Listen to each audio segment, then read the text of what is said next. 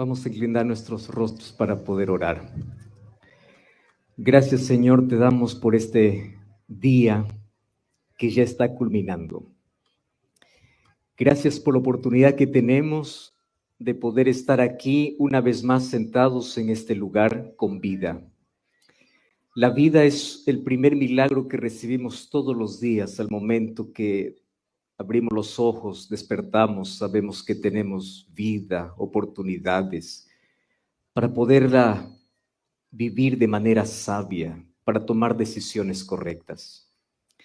Y hoy tomamos muchas decisiones, más la decisión más importante probablemente de este día sea estar aquí en este lugar. Y hoy estamos aquí no porque hemos venido para poder ver un show, para poder ver personas. Hemos venido para poder tener un encuentro con Jesús. Y que Jesús una vez más hoy pueda ser levantado delante de nuestros ojos. Que nuestro corazón pueda estar preparado. Y que hoy podamos tomar la decisión de salvación, de vida eterna. La decisión de ser feliz, de dar un paso de fe. La decisión de creer. La decisión de poder entregarnos. Y hoy queremos experimentar el mayor milagro en nuestro corazón. Por eso te pido que puedas abrazar a cada amigo, cada persona que hoy fue invitada para estar en este lugar. Mas también quiero pedirte por aquellas cientos y miles de personas que nos están acompañando de diferentes partes del mundo a través de las redes sociales. Hay personas que están en cárceles, hay personas que están en hospitales, hay personas que están afligidas, hay personas que hoy les fue tan mal que quieren que la vida acabe. Y hoy queremos que tu palabra pueda traernos esperanza, pueda traernos vida. Que tu mano pueda extenderse una vez más para salvar. Y que el mayor milagro pueda acontecer. El milagro de la paz en nuestro corazón y el milagro de la salvación para nuestra vida. Abrázanos con tus promesas. Queremos sentir la calidez del Espíritu y que tu voz pueda de manera nítida y clara hablar para nuestro corazón. En el nombre de Jesús te pedimos. Amén y amén. Cada día aquí para mí ha sido una experiencia muy agradable. Para comenzar, esta es una de las pocas experiencias que vivo de poder estar en un teatro como este, al aire libre. Y las personas podrán decir de que estamos disfrutando de esta libertad con un aire fresco, cuando no es así. En el día estamos con 40 grados y en la tarde, noche estamos con 33 grados, así es que el calor aún continúa y aún así decidimos estar aquí. Ustedes pudieron haber decidido estar en cualquier otro lugar, pero decidieron estar aquí. Y eso es una de las cosas que a mí me encanta. Les voy a decir por qué razón. Porque es probable que ustedes estén aquí porque alguien los invitó. Esa es la lógica humana. Yo estoy aquí porque fui invitado. Pero yo te voy a decir por qué estás aquí hoy. Tú estás porque decidiste romper compromisos, saltear obstáculos para poder escuchar no la voz de un amigo, no la voz de quien te invitó, porque a la verdad quien tocó tu corazón fue el Espíritu Santo. Aquel que te sacó de casa fue el Espíritu Santo. Nadie está aquí por casualidad, absolutamente nadie. Y tú estás aquí porque el Espíritu ya comenzó a trabajar en tu vida, si no, no estuvieras aquí. Y si el Espíritu Santo ya comenzó a trabajar en tu vida, hoy te voy a invitar que solamente tú le permitas continuar trabajando en ti. Y si escuchas su voz, dice la Biblia, no endurezcáis vuestros corazones. Así que hoy no estás aquí por invitación o por casualidad. Tú estás porque Dios planeó un encuentro contigo. En estos días he recibido muchas historias de personas que siguen los programas por la radio, por la televisión, personas que me acompañan en los programas de Biblia Fácil, Libertad sin Límites, Hablar con Dios, y escuché lindas historias. Y yo estoy emocionado porque incluso personas de otros estados viajaron algunas horas para poder estar aquí. Y me emociono porque mañana una de esas personas que viajó desde otro estado, mañana se bautizará. Y hoy te voy a hablar de bautismo porque de nada sirve de que tú puedas entender todas las cosas de Dios si no tienes un compromiso con Dios.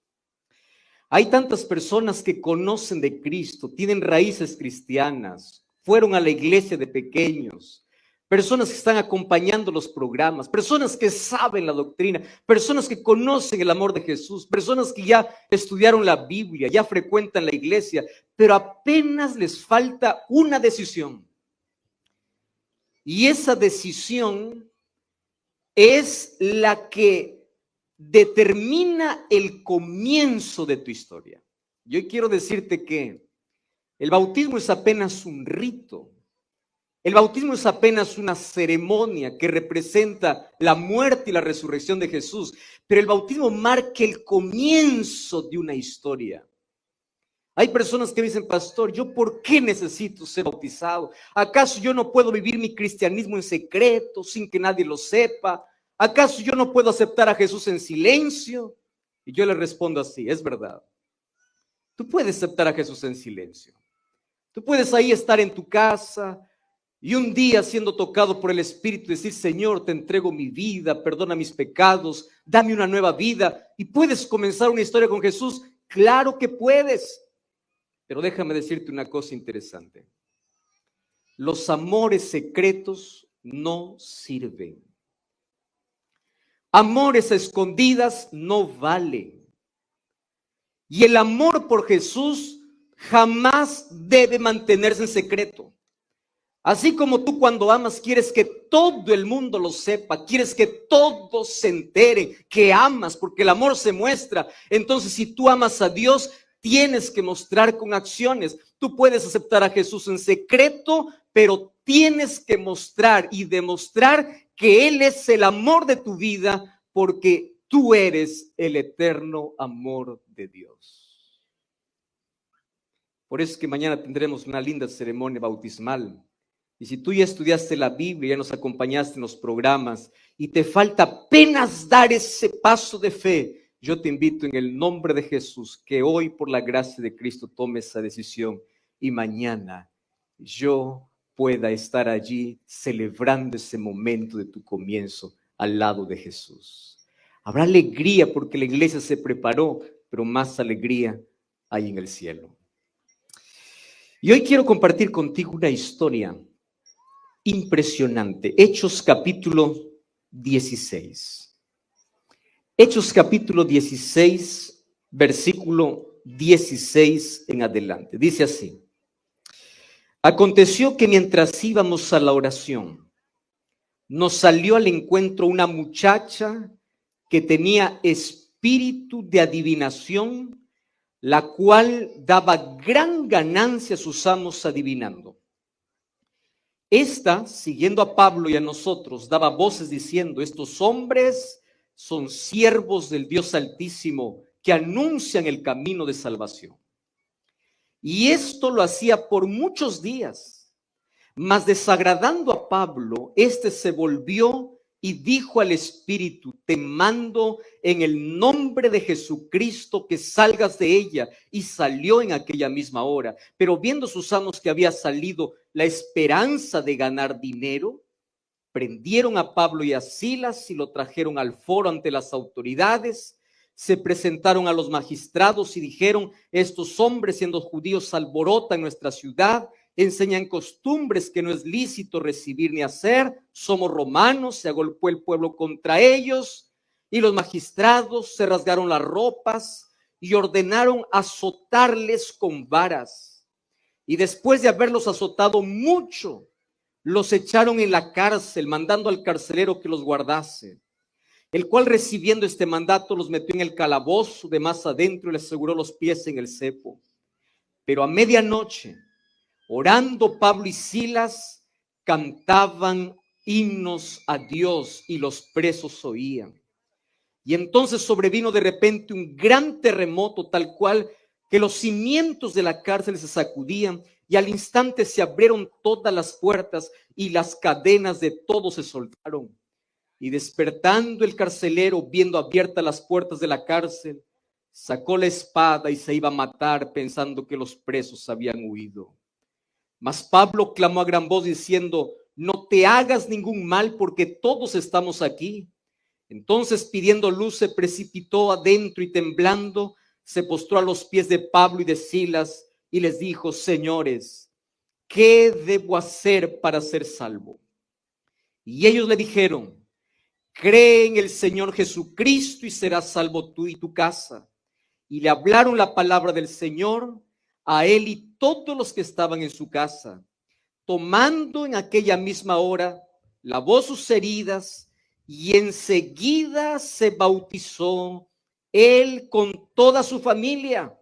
Y llevándoles a su casa, les puso la mesa y se regocijó con toda su casa por haber creído en Dios. Esta historia no tiene que ver con el pasado. Esta historia tiene que ver con nuestra historia en el presente. Déjenme contarles 3 cosas importantes de la historia de hoy. Número 1, Satanás siempre está enfurecido no con aquellos que dicen ser cristianos, sino con aquellos que sí son cristianos. Una cosa es decir: yo soy religioso, yo soy cristiano porque voy a la iglesia. Otra cosa es ser cristiano porque caminas con Cristo. Y el momento que tú te propones a caminar con Cristo, Satanás siempre se colocará en tu camino, siempre te colocará obstáculos, siempre intentará impedirte. ¿Y cuál es la diferencia entre el cristiano nominal o de nombre y el cristiano verdadero? Y aquí dice que ellos todos los días oraban.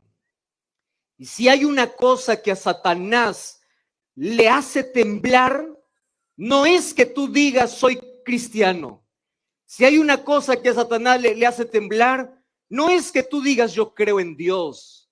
Si hay una cosa que el diablo le hace temblar, no es que tú vayas a la iglesia, no es que tú vengas a una reunión. Si hay algo que le hace temblar, es cuando te pones de rodillas delante de Dios. De rodillas delante de Dios, tú muestras que Él es tu soberano, Él es tu rey. De rodillas delante de Dios te entregas. De rodillas delante de Dios tienes poder. Y Satanás siempre buscará algo o alguien para impedir tu camino de oración. Hoy hay tantas personas que pueden pasar años en una iglesia, pero no tener una comunión con Dios. Y el secreto de la victoria de cada cristiano no está en su cabeza, no está en cuánto sabe de profecía, no está en cuánto sabe de Biblia, no está en cuántos versículos sabe. El éxito del cristiano descansa en sus rodillas. ¿Cuánto tiempo pasa en la presencia de Dios? ¿Cuánto tiempo abre la Biblia? ¿Cuánto tiempo camina con Dios? Ser cristiano no significa ir a una iglesia una vez por semana.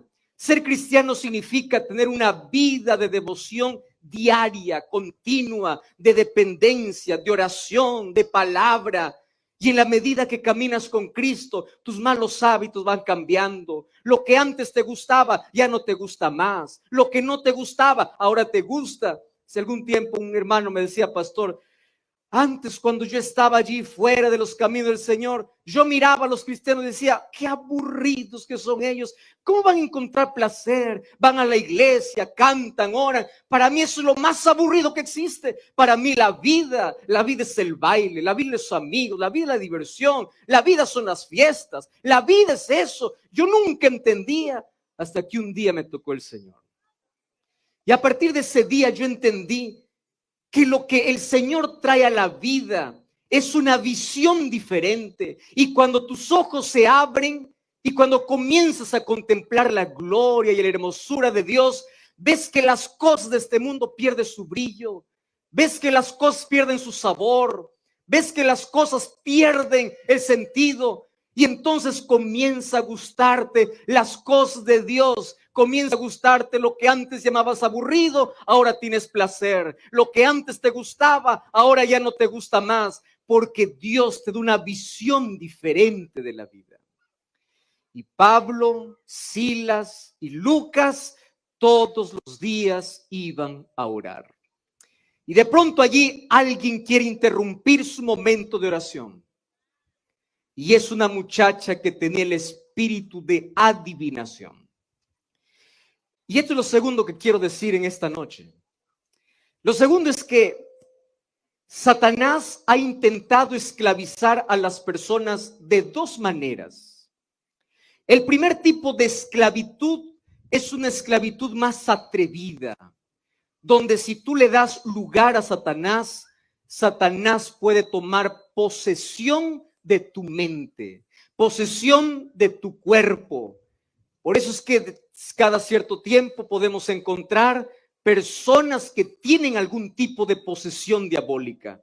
Porque Satanás, cuando tú le abres los sentidos, cuando tú te colocas en su terreno, cuando tú transitas por el camino del espiritismo, cuando tú transitas por el camino del error de manera consciente, cuando tú le abres las puertas a Satanás, él puede tomar posesión y él puede esclavizarte. Pero hay un segundo tipo de esclavitud. Y el segundo tipo de esclavitud no es que Satanás hace de que tú puedas tener fuerza sobrenatural. No es que Satanás hace de que tú puedas temblar y manifiestes que hay un espíritu dentro de ti. La segunda manera como Satanás posee es atrapando la atención, llamando la atención. Si es que hay alguien que tiene el espíritu de adivinación, hay alguien que le gusta adivinar el futuro. Hay alguien que le gusta pisar el terreno de Satanás. Hay alguien que le gusta coquetear con el enemigo. Entonces Satanás quiere esclavizar a todos los seres humanos, y la mayor esclavitud es cuando te amarra a un vicio, cuando te amarra a algo que tú no puedes soltarte, cuando te amarra, te esclaviza. ¿Y sabes qué cosa es lo peor? El ser humano dice, yo soy libre, yo hago lo que quiero, cuando en el fondo hay cadenas diabólicas que lo amarran. En el fondo Satanás ha poseído el corazón, amarrándole a una situación, y amarrándole a un vicio, amarrándole a algo que le separa de Dios. Y esta muchacha daba voces diciendo, estos hombres son de Dios. Ahora les hago la pregunta, esta muchacha que era divina y que tenía el espíritu de adivinación, ¿estaba hablando la verdad, sí o no? Claro que sí. Y tú puedes decir, pero ¿cómo si ella tiene el espíritu de adivinación? Y el espíritu de adivinación es el espíritu del diablo.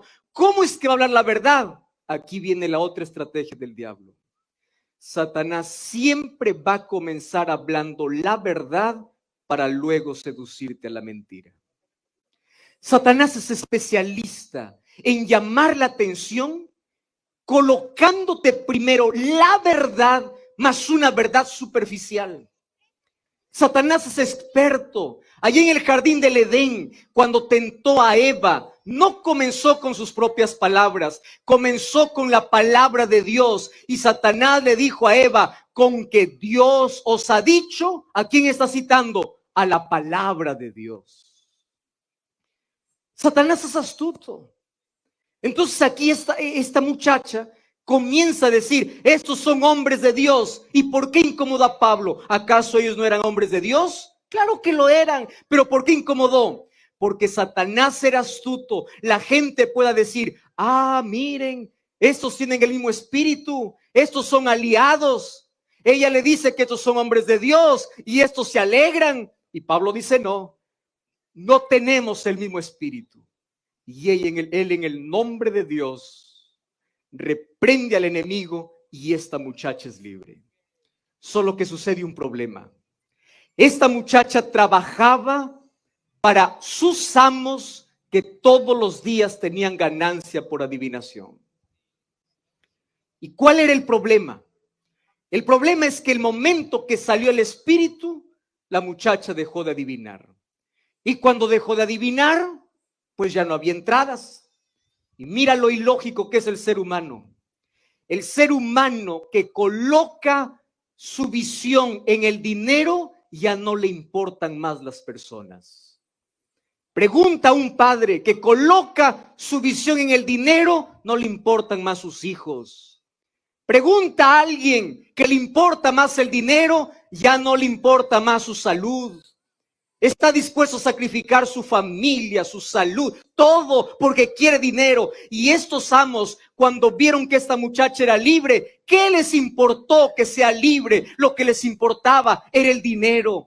Vivimos en una generación, en una sociedad donde el dinero es más importante que la libertad, donde el dinero es más importante que la salvación, donde el dinero es más importante que la fe, donde el dinero es más importante que los principios, donde el dinero es el mayor Dios y todo el mundo corre detrás de él y corre detrás de él. Y cuando el ser humano empieza a acumular y acumular y acumular, llega la muerte. Y la pregunta es, ¿y el dinero para quién queda? Esa es la ilógica humana. El ser humano corriendo, corriendo, acumulando, acumulando. Y cuando ya acumuló, le espera una sepultura. ¿Y dónde está tu dinero? ¿Dónde está tu ganancia? ¿Dónde está tu salvación que descuidaste? Tu familia que perdiste. Yo no estoy diciendo aquí que el dinero es malo. Yo no estoy diciendo aquí que el dinero no hay que esforzarse, que trabajar, que estudiar. No estoy diciendo eso. Pero cuando el dinero se coloca por encima como prioridad, se convierte en el mayor peligro para el ser humano. Y yo conozco personas que no se entregan a Jesús por dinero. Personas que no son capaces de renunciar por dinero. Personas que bien venden sus valores por dinero. Personas que cambian el cielo por dinero. ¿Por cuánto estás vendiendo tu fe? ¿Por cuánto estás vendiendo tu familia? ¿Por cuánto estás vendiendo tu salud? Pero sobre todo, ¿por cuánto estás vendiendo tu salvación? ¿Por cuánto estás vendiendo? Y aquí estos amos, al ver que ya no tenían dinero, agarraron a Pablo y Silas y los llevaron al magistrado. Y allí dijeron, estos alborotan al pueblo. No estaban alborotando al pueblo. Apenas estaban trayendo libertad para el pueblo. Apenas estaban proclamando a Jesús para el pueblo. Pero Satanás siempre se enfurece cuando hay libertad. Satanás siempre se enfurece cuando tú eres libre de sus cadenas, cuando se siente que alguien está invadiendo su terreno. ¿Y sabes qué cosa hicieron?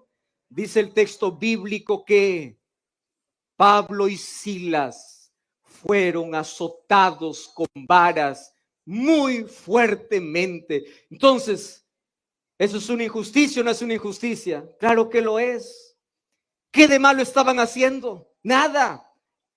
No había justicia para los malos, pero había injusticia para los buenos. Les pregunto, ¿acaso no es lo mismo que hoy vivimos también en nuestra sociedad? El que debe ser castigado no lo es. ¿Cuántas veces es el inocente que es castigado? Pero a mí me sorprende la actitud de aquel que sabe que Dios está con él. ¿Sabes qué cosa me sorprende? Que ante los latigazos y ante los varazos que recibieron en las espaldas, ante la sangre que brotaba de las espaldas, lo que no podían quebrar era la paz que había dentro del corazón de ellos. El mundo te puede quebrar todo por fuera, pero si tienes a Cristo, jamás podrán quebrar tu esperanza, jamás podrán quebrar tu fe, jamás podrán quebrar tu alegría, jamás podrán quebrar tu interior. Y el apóstol Pablo decía, no importa si por fuera me desgasto, por adentro me renuevo. No importa si las espaldas están sangrando, con mis labios estoy cantando. No importa si la crisis acaba con todo lo que tengo, por dentro tengo paz. Y ellos, ante la injusticia, no reclamaron a Dios. Ante la injusticia no dijeron, Señor, ¿dónde estás? Aquí te estamos sirviendo. ¿Dónde estás? ¿Por qué no te manifiestas? ¿Tú ya escuchaste personas así? Ante la primera injusticia comienza a reclamar, ¿dónde está Dios? ¿Dónde está Dios? ¿Dónde está Dios? Y dan la espalda a Dios. En el nombre de Dios te voy a decir una cosa hoy. Vivimos en un mundo injusto donde los hijos de Dios también sufren injusticia. Los hijos de Dios también sufren muerte. Los hijos de Dios también sufren crisis. Los hijos de Dios también pasan por depresión. Los hijos de Dios también se quiebran.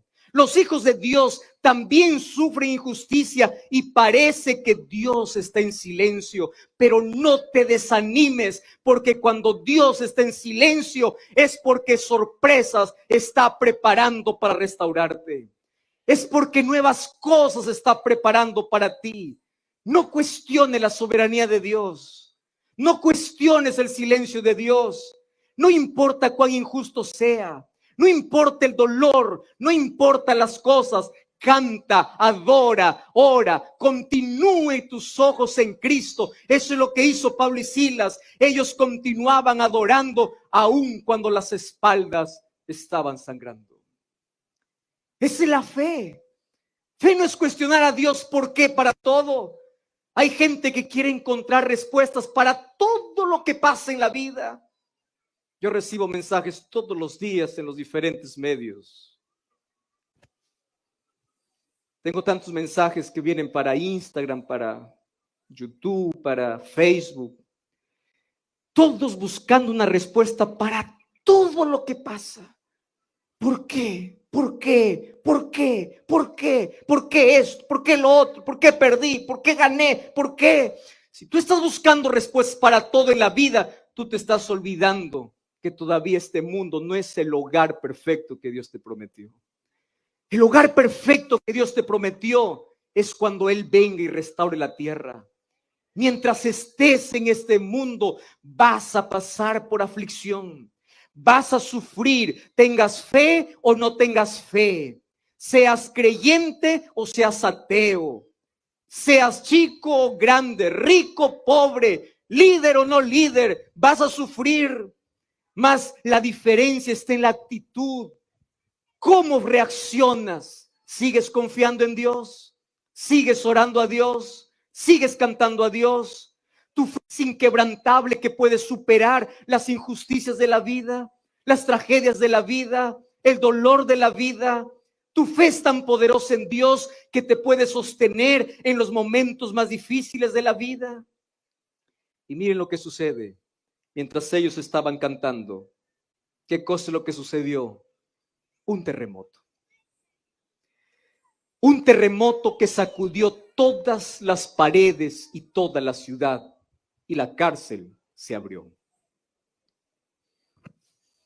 Quien estaba cuidando aquella cárcel, no sabemos cuál era su nombre. Mas cuando él despertó y vio la cárcel abierta, él conocía las leyes romanas. Y las leyes romanas eran implacables. La ley romana era vida por vida. Dejaste soltar a presos, tu vida va a pagar. ¿Y cómo es el ser humano cuando no tiene esperanza en el corazón? ¿Sabes cómo es? Ante el primer problema de la vida, no sabe a dónde correr. Las personas pueden decir así: yo no necesito de Dios. Las personas pueden decir: a mí no me importa Dios. Espera que el dolor toque su vida y vas a ver a dónde corren. Espera que llegue un terremoto y vas a ver dónde van. Espera que llegue la muerte y verás a dónde corre el ser humano.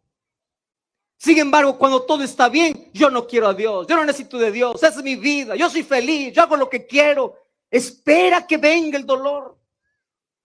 Hace algunos años, yo visité en mi país un hospital que es llamado el Hospital del Niño. Y en ese Hospital del Niño, específicamente hay una área donde están todos los niños con cáncer. Un día yo fui apenas para hacer una visita a un par de niños que pertenecían allá a la iglesia para poder fortalecer a los padres. Y cuando yo estaba orando por ellos, allí en la puerta o en la sala de espera, habían muchos padres ahí esperando porque no se movían, viendo algún resultado, viendo cómo está progresando, alguna cosa para su hijo, esperando un milagro. Y cuando yo estaba saliendo, se acercó uno de los padres de aquellos niños y me dice: ¿quién es usted? ¿Usted es un líder religioso? ¿Quién es usted? Le digo: yo soy pastor de la iglesia adventista. Me dice: quiero hablar contigo solo un minuto. ¿Usted me regala un minuto? Claro que sí. Y él me confesó una cosa y me dice así: fíjate, yo nunca creí en Dios. Yo no me considero un ateo, pero soy un agnóstico. Para mí Dios es una idea fantasiosa. Para mí Dios no tiene sentido. Pero quiero confesarte algo. Aun cuando lo he negado con mis labios, hoy lo necesito. Yo no sé si existe o no. Yo no sé si existe o no. Lo que sé es que dentro de mí hay una necesidad de Dios. Yo quiero, yo necesito. Tú puedes orar por mi hijo. Y a partir de allí se pusieron todos los papás, las mamás que estaban allí. Puedes orar, puedes orar. Y ahí descubrí algo. En los hospitales no existen ateos. En las tragedias no existen ateos. En el dolor no existen ateos. En la desgracia no existen ateos, porque todo el mundo clama. Mas ¿cuál es el problema? El problema está que cuando el ser humano se enfrenta ante una crisis y no tiene a Dios de soporte, ¿sabes en qué piensa? En la muerte. Ahí está la diferencia. Este carcelero, cuando vio que había un problema sin resolver, la única opción que pensó es: voy a matarme. Y a ese extremo llega el ser humano cuando se aparta de Dios. Cuando ve que todo es gris, cuando ve que todo es oscuro, cuando ve que no puede resolver con sus problemas, quiere solucionarlo desapareciendo, quiere solucionarlo quitándose la vida. Yo sé que en esta noche aquí hay más de una persona que ya intentó quitarse la vida más de una vez. Y puede ser que yo esté hablando para alguien que está allí del otro lado, que ya intentaste quitarte la vida más de una vez. ¿Cuántas veces? Porque viste que no había salida, porque viste que no había solución. Pero aquí estoy así como Pablo para decirte: no lo hagas. Y si pensaste o intentaste hacerlo en la vida, no lo hagas, porque hay solución y hay esperanza. Y la esperanza es que tú tienes que creer en Jesús. Es que Jesús puede restaurarte, es que Jesús puede libertarte, es que Jesús puede hacer lo que tú no puedes más hacer en la vida. No lo hagas. Eso fue lo que dijo Pablo para este hombre carcelero: no lo hagas. Pero a mí lo que más me interesa es la respuesta de este carcelero. Y este carcelero comienza a decir: señores, ¿qué debo hacer para ser salvo? Y yo creo que esta es la pregunta más importante que todos los seres humanos necesitamos hacernos. ¿Ustedes saben cuáles son las preguntas de los seres humanos? ¿Cuál es la pregunta? ¿Qué debo hacer para tener más dinero? ¿Qué debo hacer para conquistar? ¿Qué debo hacer para adelgazar? ¿Qué debo hacer para progresar? Porque nuestra mente no está en salvación. Nuestra mente está en cosas que se acaban, en cosas que terminan. La pregunta más importante no es ¿qué debo hacer para ganar más? No es ¿qué debo hacer para progresar más? La pregunta más importante es ¿qué debo hacer para ser salvo? Y allí la respuesta es corta, es clara, pero es suficiente. ¿Y cuál es la respuesta de Pablo? Cree en el Señor Jesucristo y serás salvo tú y tu casa. ¿Cuántos de ustedes creen en Jesús? Levante su mano. Aquel que cree en Jesús, diga un fuerte amén. Es lindo decirlo, ¿verdad? Y yo creo también como ustedes creen. ¿Qué significa creer? Ustedes saben que el diablo también cree.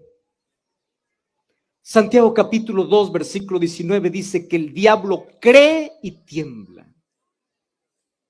A veces el diablo todavía tiembla, los seres humanos no tiemblan. El diablo cree y tiembla. El diablo también cree. ¿Qué significa creer? Aquel creer que nos lleva a la salvación. ¿Qué significa eso? Este creer no es de palabra. Este creer no es decir, yo sé que Dios existe. No, el diablo también dice eso. Este creer te lleva a la acción, te lleva a la entrega, te lleva a rendirte. Este creer no es creer solo cognitivamente. Este creer significa creer completamente a tal punto de abandonarte, de rendirte, de entregarte y de no tener miedo de dar un paso de fe en dirección a Jesús. Este creer no es simplemente decir yo creo, Dios existe. El diablo también dice eso. Creer significa entregarse, rendirse, comenzar una historia con Jesús. ¿Qué tipo de creer es el creer que tú crees? ¿Cómo es que tú crees? Yo escuché una historia hace algunos años atrás de un malabarista que estaba allí cruzando uno de los peñascos más peligrosos de una ciudad. Y allí, mientras cruzaba, toda la gente se reunía allí para poder celebrar, decir, wow, qué tremendo, qué extraordinario. Y allí en una cuerda empezaba a cruzar de una peña al otro y en medio había un abismo. Y allí, manteniendo el equilibrio, comenzó un paso, 2 pasos, 3 pasos. La gente quedaba sin respiración, la gente aplaudía, la gente veía el peligro. A veces estaba tan nerviosa hasta que finalmente el malabarista llegó al otro lado. Y cuando llegó al otro lado recibió el aplauso de toda la gente y él comenzó a preguntar y dicen, ¿ustedes creen que yo puedo regresar? ¿Qué creen que respondió la gente? Sí creemos, porque te hemos visto cruzar. Nosotros creemos. Y de pronto se fijó en alguien que estaba allí mirando y le dice, ¿tú crees que yo puedo volver en la cuerda? Claro que yo creo. Y le dice, ¿tú estás seguro que tú estás seguro que crees? Claro que creo. Si tú crees, le dice, súbete en mi hombro y vamos a cruzarlo juntos. ¿Qué creen que hizo aquel muchacho? No, le dijo, yo creo que tú lo puedes hacer, pero que yo me suba en tu hombro, no. Esa es la actitud del ser humano. ¿Tú crees en Dios? Sí, yo creo, Dios existe, Dios lindo, Dios maravilloso, Dios. Súbete en su hombro. No, subir en su hombro no. ¿Acepta a Jesús? No, eso no. ¿Da un paso de fe? No, eso no. Yo creo. Ese creer es el creer del diablo. El diablo cree, pero el diablo nunca se rindió, nunca se entregó. ¿Sabes qué significa creer? El creer te lleva a dar pasos de fe en dirección a Cristo. Y en esta noche yo he venido aquí para desafiarte y para decirte un asunto interesante. Dice esta historia que cuando él dijo yo creo, le hablaron la palabra del Señor, él y todos los que estaban en su casa, y aquella misma hora les lavó las heridas y enseguida, ¿qué cosa dice? Se bautizó. Entonces tú puedes preguntar, ¿qué significa creer? Creer significa demostrar que realmente eres capaz de entregarte en aquello que crees. ¿Por qué te casas? Por fe. Tú crees en la otra persona, te vas al altar, dices sí, por fe. Tú ya creíste en todo el mundo, menos en Dios. Tú ya te entregaste a todo el mundo, menos a Dios. ¿Te diste cuenta hasta dónde va nuestra escasa creencia? Al ser humano lo crees, a Dios no lo crees. Ah, no, es que tengo miedo a fallar. ¿Quién te ha dicho que no fallan los que caminan con Jesús? Ah, no, es que tengo miedo a fracasar. ¿Quién te ha dicho que no fracasan los que caminan con Jesús? Caminar con Jesús es una experiencia, la experiencia de caminar, de depender. Y esa experiencia tiene un comienzo y ese comienzo se llama bautismo. Y al bautismo van todos aquellos que dicen creer de corazón. Por eso Marcos 16 dice así, el que creyere y fuere bautizado será salvo. ¿Qué tiene que ver el bautismo? Pastor, ¿el bautismo salva? No, pero el bautismo es necesario para demostrar que tú crees. ¿Cómo tú muestras que crees? Ahí está, donde tú naces de nuevo a una experiencia con Jesús. donde por fe te entregas. Y este carcelero dijo: señores, yo creo, pero yo no creo con palabras, yo creo con acciones. Y enseguida se levantó y fue bautizado. Y en esta noche yo he venido para decirte lo siguiente. Lo primero que tienes que dejar para ir a Jesús no es tu vicio, no es tu problema, no es tu trabajo, no es tu negocio, no es tu pecado. Lo primero que tienes que dejar para ir a Jesús son tus excusas. ¿Cuáles son las excusas que tienes para no rendirte? ¿Qué cosa es lo que te impidió creer? Pero no creer diciendo yo creo que Dios existe. El creer de entrega, de renuncia, de comienzo. ¿Qué cosa es lo que te impidió? En el nombre de Dios te digo, no tengas miedo dar un paso de fe en dirección a Jesús. ¿Sabes a qué debes tener miedo? A seguir siendo el mismo. No tengas miedo cambiar. Ten miedo seguir siendo la misma persona. No tengas miedo a entregarte a Jesús para vivir con Jesús. Ten miedo a vivir sin Jesús. Y el mundo está lleno de deseos, pero de pocas decisiones. Todas las personas anhelan el cielo, pero pocas personas deciden por Jesús. Mas en esta noche, en el nombre de Jesús, yo te voy a hacer una invitación.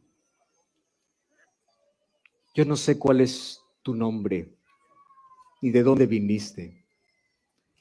Yo no sé cuánto conoces de Cristo. Yo no sé cuál ha sido tu experiencia. Mas yo sé que todos pasamos en algún momento por alguna crisis como aquel carcelero. Yo sé que todos en algún momento pasamos en la vida por un dolor como pasó aquel carcelero. Alguien probablemente perdió un hijo, perdiste a tus padres, perdiste amigos, viviste un momento oscuro durante esta pandemia, te sentiste quebrado, sentiste que no dabas para más y pensaste que la vida acabó para ti. En el nombre de Jesús te digo, hay esperanza. Tú necesitas creer. Pero no necesitas creer con el creer de yo creo que Dios existe. Tú necesitas creer con aquella fe de dar un paso en dirección a Jesús. ¿Tú sabes cuál es el mayor peligro que existe? Es que en este mundo hay por lo menos 3 grupos de personas. El primer grupo es aquel grupo que cree. Aquel que cuando escucha la voz de Dios dice: Señor, yo te escucho, yo me levanto, yo me entrego. Ahí está el carcelero de Filipos. Hay un segundo grupo que es el grupo que no cree. No importa los milagros que haya, no importa las veces que escuche, no cree porque cierra su corazón a Jesús. Pero hay un tercer grupo que es el grupo más numeroso. ¿Ustedes saben cuál es el tercer grupo más numeroso? Es el grupo de los que casi creen. Son los que creen a medias.